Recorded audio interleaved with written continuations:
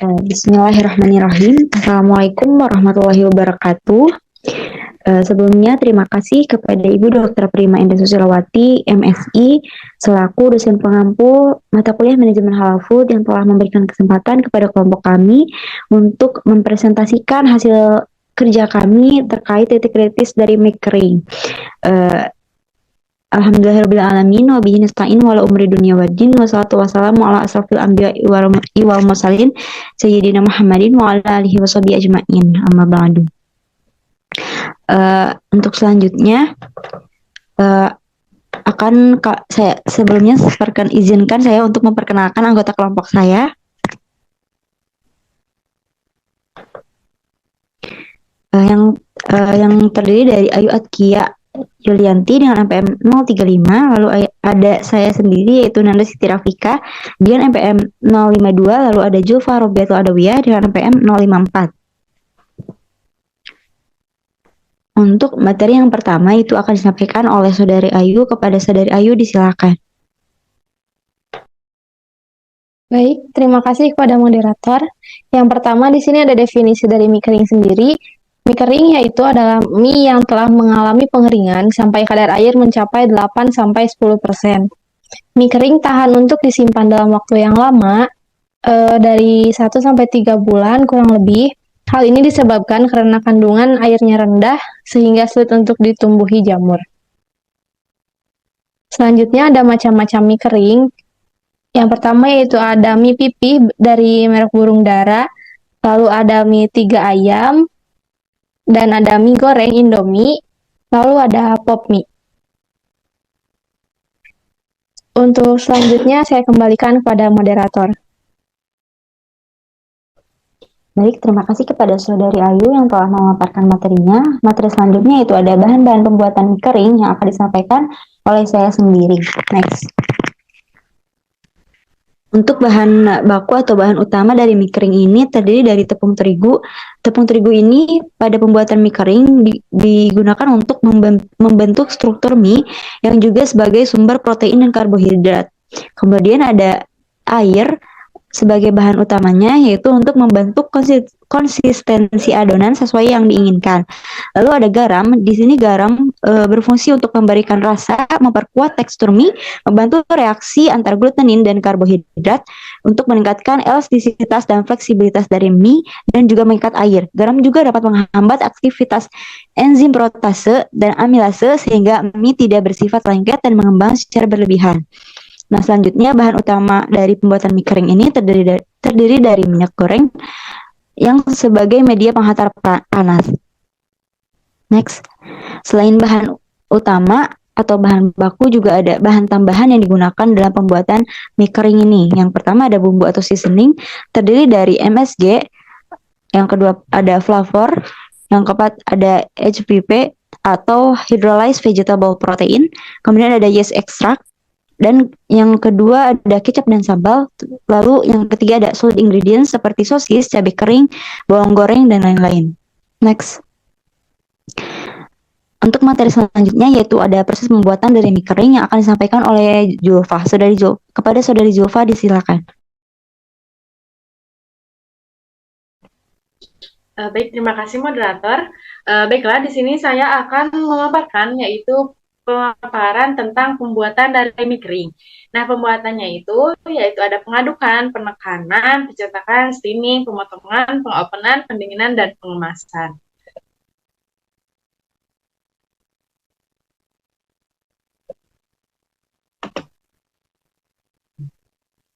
Nah, di sini ada diagram alir pembuatan proses pembuatan dari mie kering. Yang pertama itu ada tepung terigu dan tepung tapioka, yaitu 8:1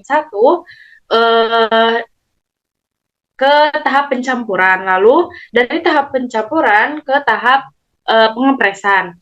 Dan lalu ke pengirisan dan pembentukan gelombang, lalu pengukusan, lalu pemotongan, lalu pengeringan, pendinginan, pengemasan, dan penyimpanan, lalu yang terakhir jadilah mie kering.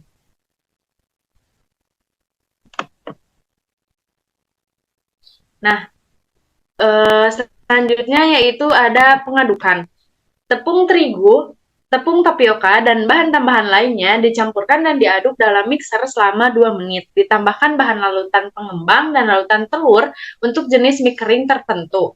Dicampur hingga matang, yang dicirikan dengan tekstur kompak, penampakan mengkilat, halus, elastis, tidak lengket, dan tidak mudah terberai, lunak, serta lembut. Waktu total pengadukan yang baik sekitar 15-25 menit. Lalu selanjutnya ada penekanan dan rolling. Adonan yang telah matang dijatuhkan dari bak penampungan atau feeder masuk ke mesin roll press yang akan mengubah adonan menjadi lempengan-lempengan saat pengepresan. Gluten ditarik ke satu arah sehingga seratnya menjadi sejajar. Hal ini akan mengakibatkan meningkatnya kehalusan dan elastisitas mie. Lalu di tahap penekanan dan rolling ini juga tujuannya proses penekanan dan rolling adalah menghaluskan serat-serat gluten dan membuat adonan menjadi lembaran, serta serat yang halus dan searah akan menghasilkan mie yang elastis, kenyal, dan halus. Tujuan tersebut dicapai dengan jalan melewatkan adonan berulang-ulang di antara 2 roll logam. Jarak antara roll dapat diatur untuk mendapatkan ketebalan lembaran yang diinginkan. Lalu selanjutnya ada pencetakan.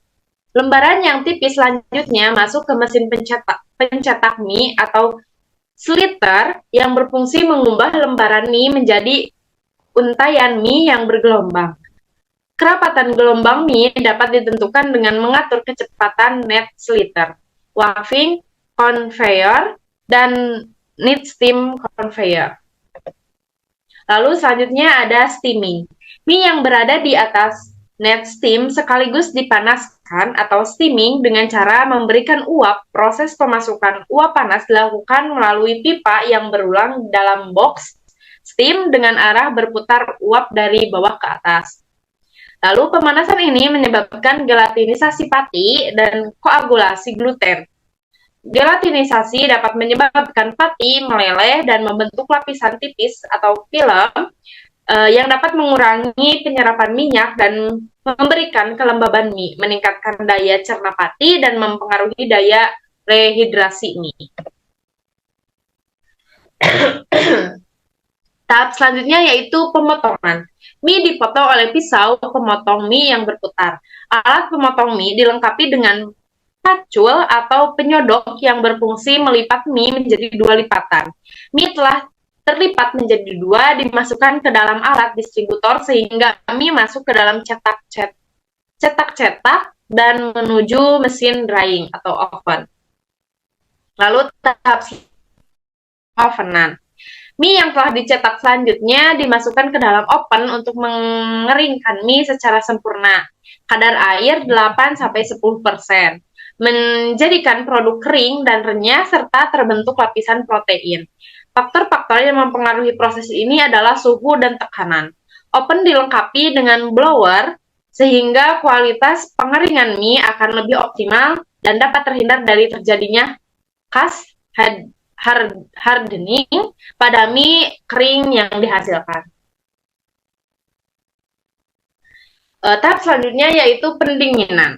Setelah matang, mie tersebut dialirkan melalui cooling box atau alat pendingin. Proses pendinginan ini bertujuan untuk melepaskan sisa-sisa uap panas dari produk yang membuat tekstur mie menjadi lebih keras, sehingga sisa uap panas tersebut tidak hilang. Maka uap panas tersebut akan mengalami kondensasi pada saat dikemas sehingga saat memungkinkan untuk timbulnya jamur pada mie ketika waktu penyimpanan maupun hingga pada saat sudah berada di tangan konsumen.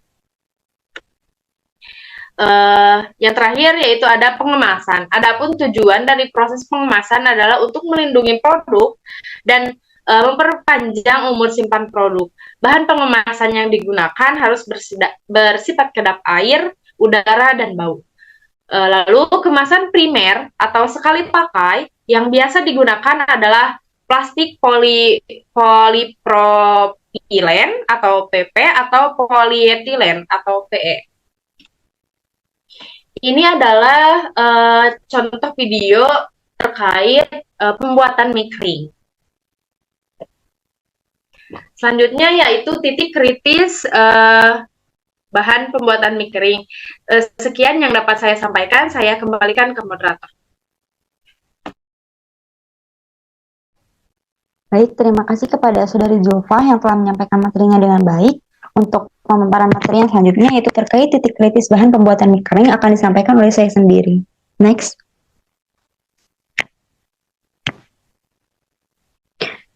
Titik kritis bahan pada pembuatan mie kering ini yang pertama ada pada tepung terigu, di mana tepung terigu ini berasal dari gandum, halal untuk dikonsumsi, tetapi karena tepung harus difortifikasi dengan vitamin dalam pembuatannya, maka hal tersebut menjadi yang menjadi titik kritisnya. Nah, jika dilihat dari sumbernya, vitamin yang ada ini dapat berasal dari bahan alami seperti tumbuhan maupun hewan, dan produk fermentasi maupun sintetis. Nah, yang bila berasal dari hewan harus berasal dari hewan yang halal dan juga yang disembelih sesuai dengan syariat Islam. Sedangkan bila berasal dari proses fermentasi perlu dilihat dari media yang digunakannya, di mana media tersebut tidak mengandung bahan haram atau yang najis. Next.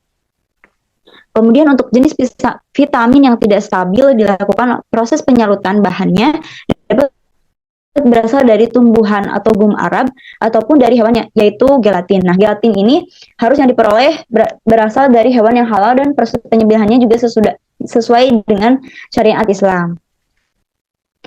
Nah, bahan kedua yaitu bumbu atau seasoning, di mana bumbu terdiri dari yang pertama yaitu ada MSG, di mana titik kritisnya terletak pada media mikrobialnya, yaitu media yang digunakan untuk mengembangbiakan mikroorganisme yang berfungsi memfermentasi bahan baku MSG ini.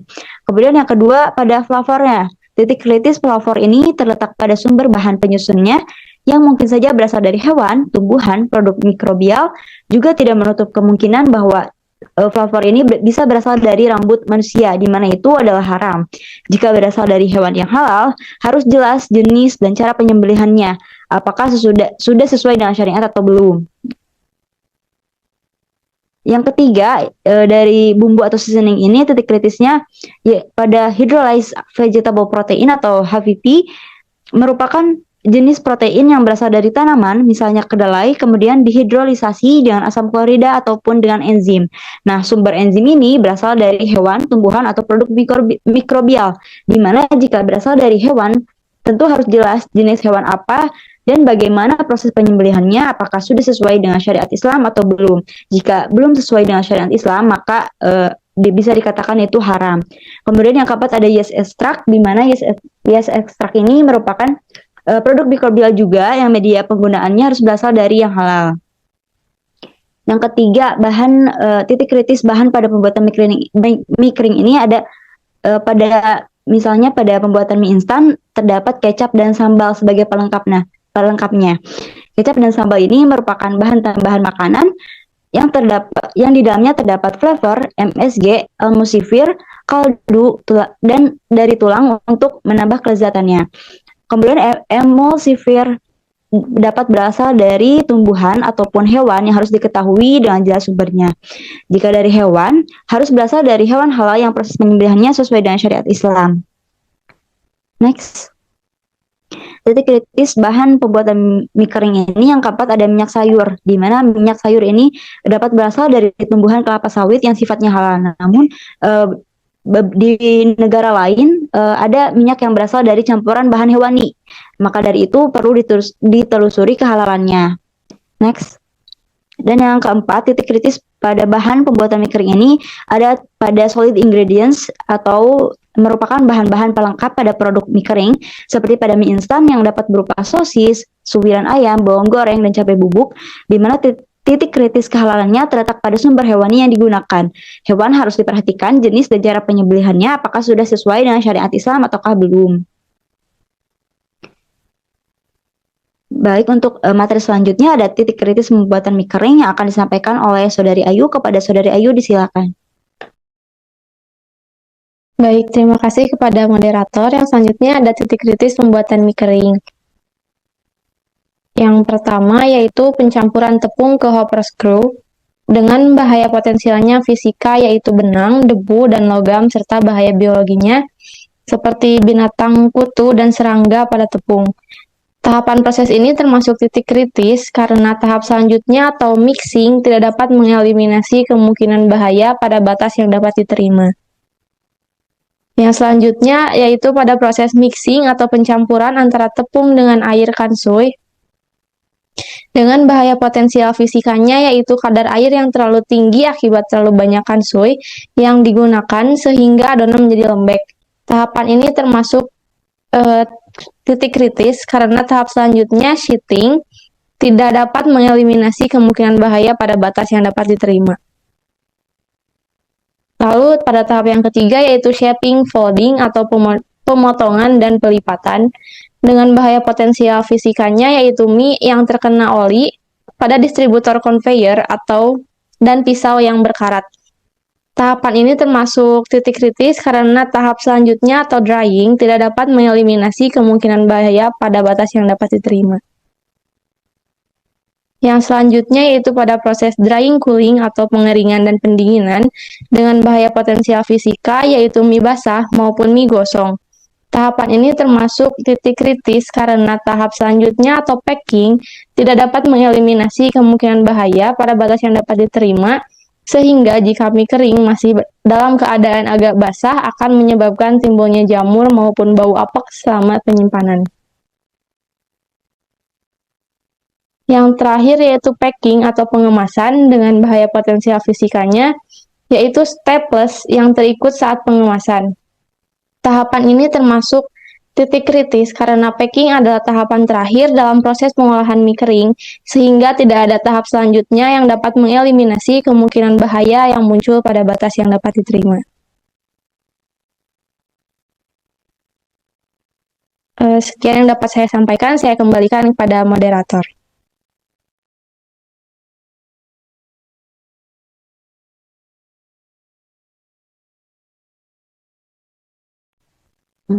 Baiklah, terima kasih kepada Saudari Ayu yang telah menyampaikan materinya dengan baik. Untuk pemaparan materi terkait titik kritis dari pembuatan mie kering dari kelompok kami dicukupkan sekian. Sebelum menutup presentasi pada kesempatan kali ini, kelompok kami telah membuat puisi terkait produk dari mie kering ini dengan kehalalannya yang akan dibacakan oleh Zulfa juga Ayu. Kepada Saudari Zulfa dan Ayu disilakan. Baiklah, terima kasih moderator. Mungkin ini sedikit puisi ya terkait kehalalan mie kering ini. Baiklah. Apa yang lebih ajaib dari kau mie instan? Yang lebih pengertian dengan kesederhanaan, kau cukupkan aku dengan kebahagiaan. Namun, kehalalanmu juga perlu diperhatikan agar terciptanya sajian yang penuh keberkahan. Dengan halalnya mie instan, memberikan kesehatan dan kenikmatan. Terima kasih, mie instan.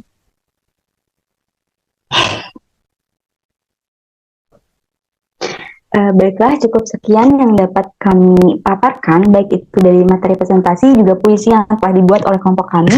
Mohon maaf apabila terdapat kata yang kurang berkenan dan masih terdapat kekurangan dalam penyampaian materi ini. Terima kasih atas perhatian Ibu juga teman-teman semua. Semoga materi ini dapat memberikan manfaat khususnya bagi kami dan umumnya bagi kita semua. Terima kasih atas perhatiannya. Wassalamualaikum warahmatullahi wabarakatuh. Sampai bertemu di video selanjutnya.